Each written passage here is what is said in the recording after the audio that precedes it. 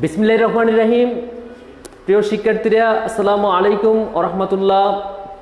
National college কর্তৃক আয়োজিত online ক্লাসে তোমাদের সকলকে স্বাগতম।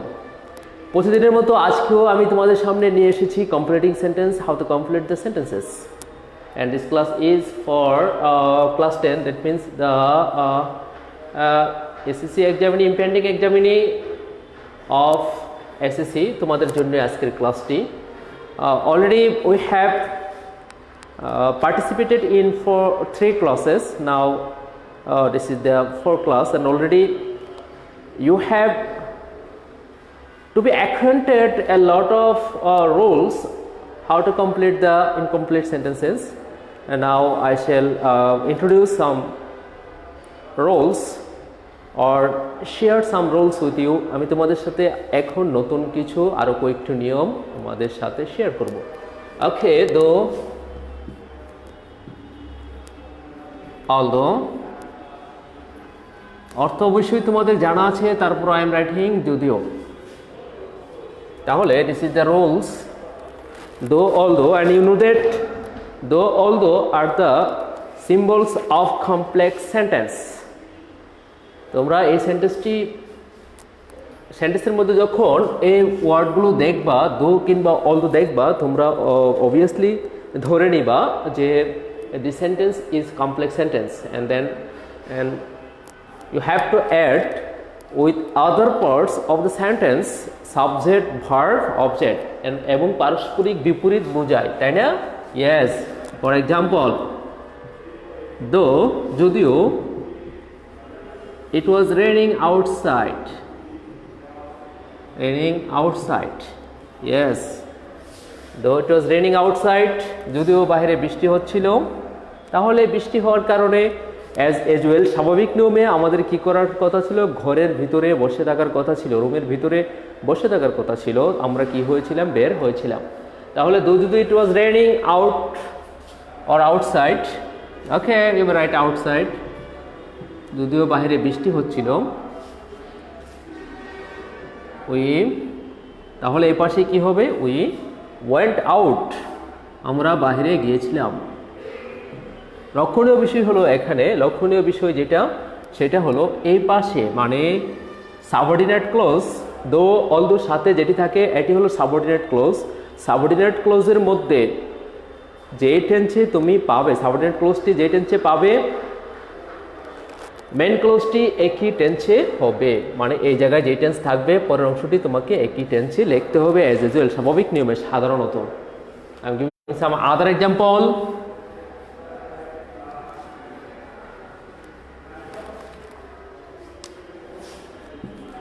Though the load was very heavy. Number C,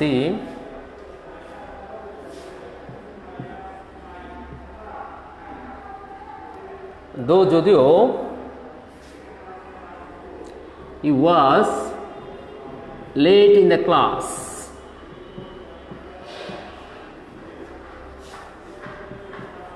Though although you may write any word, though যদিও she neglected her studies. In this way you may find the sentence. তুমি এভাবে সেন্টেন্সগুলো পেতে পারো। মোট কথা হলো আমরা দো অলদোটা কি সেন্স প্রদান করে, দো অলদোটি কি সেন্স প্রদান করে ওইটা আমরা জানবো। কি সেন্স প্রদান করে? পারস্পরিক বিপরীত সেন্স প্রদান করে। তার মানে এ পাশে যে কথাটি হবে তার পরেরটি হবে তার বিপরীত। তার মানে হলো স্বাভাবিক নিয়মে যতটুকু যেটা হওয়ার কথা তার বিপরীতটা ইন্ডিকেট করবে। যেমন মনে করো the load was very heavy, লোডটা অনেক ভারী ছিল। এখানে টু সো হেভিও থাকতে পারে অথবা টু হেভিও থাকতে পারে। আচ্ছা থাকুক, though the load was too or so or very heavy, তাহলে যেহেতু লোডটি বেশি ভারী ছিল একজন মানুষ এটাকে ক্যারি না করার কথা ছিল, যে লোকটি ক্যারি করতে পারবে না, লোকটি এটাকে লিফট করতে পারবে না, এটাকে ক্যারি করতে পারবে না, এমনটি হওয়ার কথা ছিল। কিন্তু আসলে এই অলদো থাকার কারণে ওই পাশে কি হবে, বিপরীতটা হয়ে যাবে, লোকটি ক্যারি করতে পেরেছিল এমন বোঝাবে। যদিও the load was too also or very happy, he could lift it, হি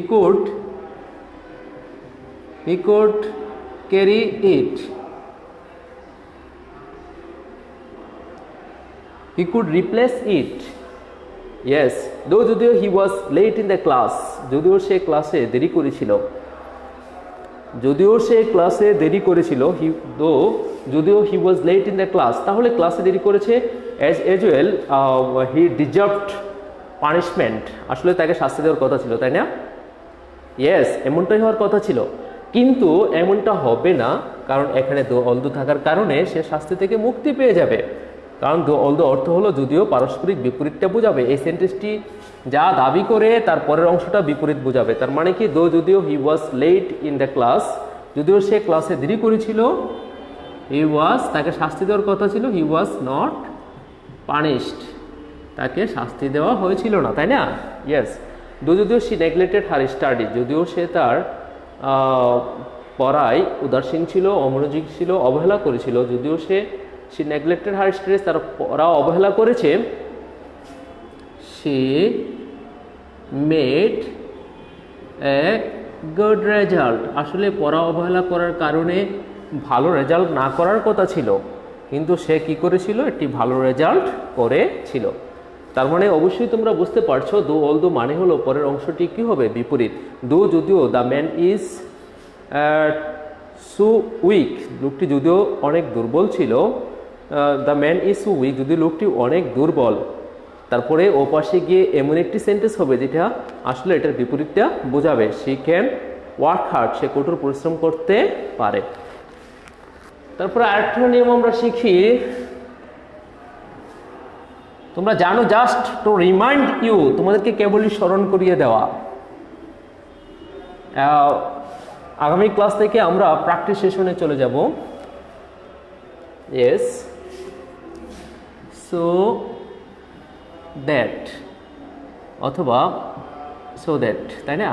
কখনো সো দ্যাট এরকমভাবে হয়, কখনো সো দ্যাট এরকমভাবে হয়। এরকম লেখাটার মানে হলো, সো দ্যাট মানে হলো এখানে একটি অ্যাডজেক্টিভ অথবা অ্যাডভার্ব আমরা বসাবো, অ্যাডজেক্টিভ অথবা অ্যাডভার্ব বসাবো এখানে তখন অর্থ হবে এতই যে, ঠিক আছে? সো দ্যাট, এতই যে। তাহলে for example, the man is so brilliant, just remind you, brilliant that, ওপাশে কি হয়ে যাবে, the man is so brilliant that, ওপাশে কি হয়ে যাবে, সাবজেক্ট ক্যান অথবা কুড, যেহেতু এখানে ইজ রয়েছে সেহেতু কি হবে, ক্যান হবে। The man is so brilliant that he can solve any problem. Yes, তোমরা কিন্তু এটা সলভ করতে পারবে, তারপরে একটু দেখিয়ে দেওয়া। এখানে ওয়াজ থাকতে পারে, the man was so brilliant that, তখন এই পাশে কুড হয়ে যাবে।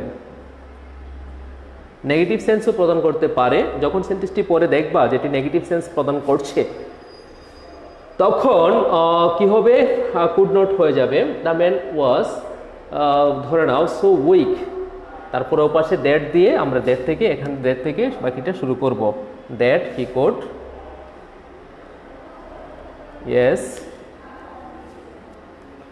That he could not walk. আবার সো দ্যাট যখন একসাথে থাকবে তখন অর্থ দিবে যাতে। I went to the market, so that, তারপরে subject verb object, so that যাতে করে, আই কুড বাই সামথিং, যাতে করে আমি কিছু কিনতে পারি, সামথিং। নিয়মটা কি? নিয়মটা হলো সো দ্যাটের পরে সাবজেক্ট ক্যান অথবা কুড, তারপরে ভার্বের প্রেজেন্ট ফর্ম, তারপরে extension. I went to the market so that, যাতে করে আই কুড বাই সামথিং। তোমরা এই রুলগুলো অলরেডি জেনে গেছো। ইয়েস, হি মেমোরাইজ এনিথিং, তোমরা টেন্সের দিকে লক্ষ্য রাখবে। তোমাদের সেন্টেন্সগুলি লিখছো কিন্তু যার কাছে যাচ্ছে টেন্সটার দিকে লক্ষ্য রাখবে যে আগের অংশটি কোন টেন্সে রয়েছে। টেন্সের সাথে যদি মিল না রাখো তোমরা কিন্তু এই পর্যায়ে এসে ছোটোখাটো ভুল করবা, একদম অল্প অল্প ভুল করবা। এই ভুলগুলোর কারণে এই সেন্টেন্সটি কমপ্লিট করতে পারবে না, ইনকমপ্লিটই থেকে যাবে এবং তোমরা ওখানে যথার্থ মার্ক পাবে না। তো so serious, should be so serious, তোমাদের অবশ্যই সিরিয়াস হতে হবে এই ব্যাপারে। এখনও তোমরা টেন্সের ভুল করে থাকো এবং বানানেও ভুল করে থাকো। Spelling mistake is the great mistake. তারপরে আমরা দেখি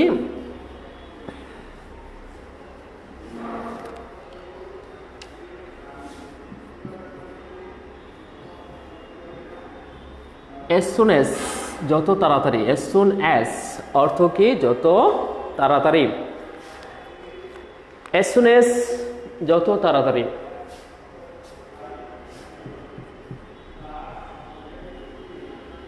as soon as এর সাথের অংশে যে টেন্সে থাকবে, সাথের অংশটি যে টেন্সে থাকবে পরের অংশটি একই টেন্সে হবে। as soon as এর সাথের অংশটি যে টেন্সে হবে পরের অংশটি কি হবে? একই টেন্সে হবে। as soon as মানে কি? যত তাড়াতাড়ি। she got the news, যত তাড়াতাড়ি সে নিউজটি পেল। as soon as she got the news, যত তাড়াতাড়ি সে নিউজটি পেল। as soon as টি যখন থাকবে, as soon as কিসের চিহ্ন বলো তো? যেহেতু এস পেয়েছো, can you tell me? Write in the comment boxes যে as soon as টা কিসের চিহ্ন, কোন সেন্টেন্সের চিহ্ন? Simple, complex, compound? বলো তো as soon as টি কোন সেন্টেন্সের চিহ্ন? Simple, complex, compound?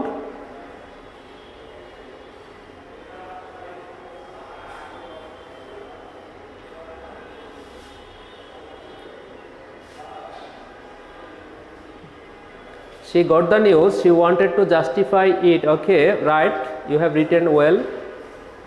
Your answer is correct. Yes, কমপ্লেক্সের চিহ্ন। Thank you. ইফতিয়ার লিখেছো কমপ্লেক্সের চিহ্ন। ইয়ে, যেহেতু আমরা এস পেয়েছি এখানে, এটি কিসের চিহ্ন? কমপ্লেক্সের চিহ্ন। as soon as she got the news, she rushed to the spot. হ্যাঁ, হতে পারে rush to the spot। she rushed মানে হলো দৌড়ে যাওয়া, আর একজন লিখেছো she wanted to justify it। Okay, right, your answer is correct।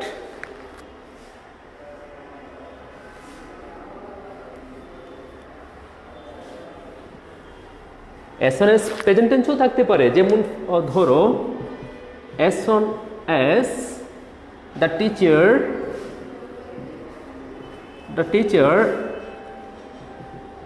enters into the classroom, and then as soon as the teacher enters into the classroom, যত তাড়াতাড়ি না ক্লাসে টিচার প্রবেশ করে, এরকম প্রেজেন্ট টেন্সেও থাকতে পারে। পরের অংশটুকু কিন্তু অবশ্যই প্রেজেন্ট টেন্সে হবে। A lot of students have informed me that as soon as this is the symbol of complex sentence. Okay, your answers are correct, your conception is right. And then as soon as the teacher enters into the classroom, এটা দেখো present টেন্সে রয়েছে, তাই না? পরের অংশটুকু তোমাদের present টেন্সে লিখতে হবে। ইয়েস, পরের অংশটুকু তোমরা কিসে লিখবা? প্রেজেন্ট টেন্সে লিখে নেবা।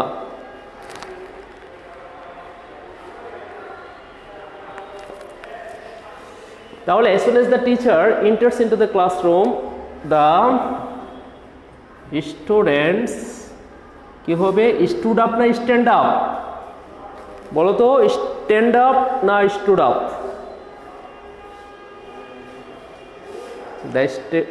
all students stand up. Okay, the students stand up. ওকে, অলের পরে আরেকটি নিয়ম শিখিয়ে দেই। অলের পরে অল শব্দটি হলো বহুবচন, তার মানে অলের পরে স্টুডেন্টস বহুবচন হবে, তাই না? অল শব্দটা হলো বহুবচন, এরপরে কি হবে? স্টুডেন্টস। আমি তোমাদেরকে বলেছি ডোন্ট ফিল শাইনেস, কয়নেস, তোমরা লজ্জা অনুভব করবে না। আমি তোমাদেরকে বলেছি যে তোমরা কি করবা, গ্রামাটিক্যালটা লক্ষ্য করবে, তাড়াহুড়া করবে না, একটু মনোযোগ দিয়ে লিখবে। অল, মেনি, ফিউ এই শব্দগুলো সাম, এই শব্দগুলো যখন কাউন্টেবলের আগে যখন ব্যবহার হবে তখন অবশ্যই কাউন্টেবল নাউনটি প্লুরাল হয়ে যাবে। অল প্লুরাল, তার মানে কি হবে, students. Clear? And then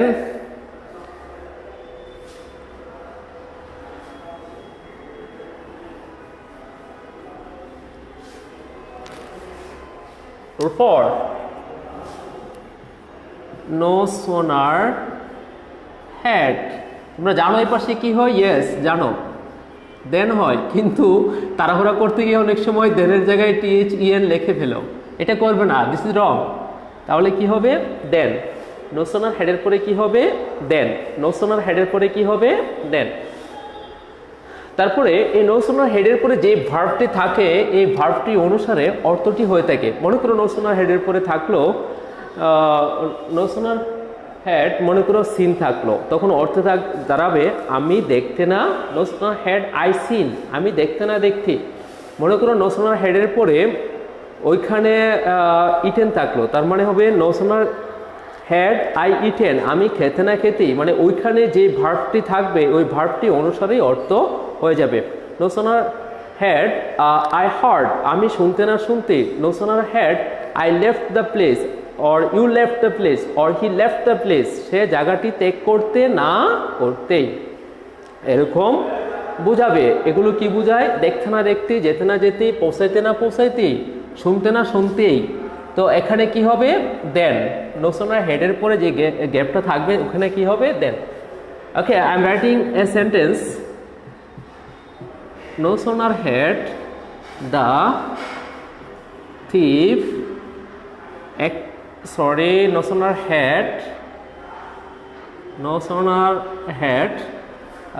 had the thief seen হলো কেন বলো তো? এখানে হ্যাড রয়েছে, হ্যাডের পরে ইয়েস ভার্বের 3 নম্বর ফর্মই তো হয়ে থাকে। No sooner had the thief seen the police, এই এতটুকু পর্যন্ত থাকলো, তারপরে incomplete sign. No sooner had the thief seen the police, তারপরে কি হবে?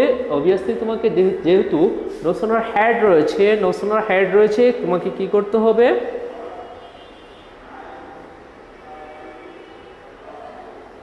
ইয়েস, হ্যাডের পরে অবশ্যই না, past participle form, past form না।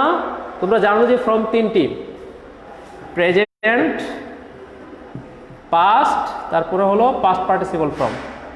পাস্ট পার্টিসিপল হেডের পরে 3 নম্বর ফর্মটি হয়ে থাকে, সি সো সিন। এই হেডের পরে আমরা কি লিখবো? সিন, 3 নম্বর ফর্মটি লিখবো ভার্বের। No sooner had the thief seen the police, তারপরে কি লিখবো আমরা? নিয়ম অনুসারে লিখবো কি? দেন।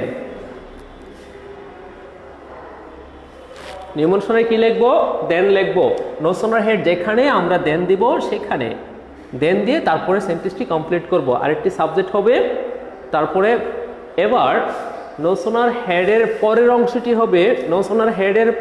হবে পাস্ট ইনডিফিনিট। নো সোনার হেডের পরের অংশটি কি হবে? Past indefinite. Try to memorise. No sooner হেডের পরে কি হবে? পাস্ট, পরের অংশ হবে সাবজেক্ট সহ পাস্ট ইনডিফিনিট, সাবজেক্ট সহ past indefinite. Yes, then he ran away. Your answer is correct. No sooner had the thief seen the police, then he ran away. সে দৌড়ে পালালো। অন্যভাবেও তুমি সেন্টেন্স লিখতে পারো। No sooner had Rina got the bad news, then she rushed to the spot. এভাবে sentence থাকতে পারে। অথবা no sooner had the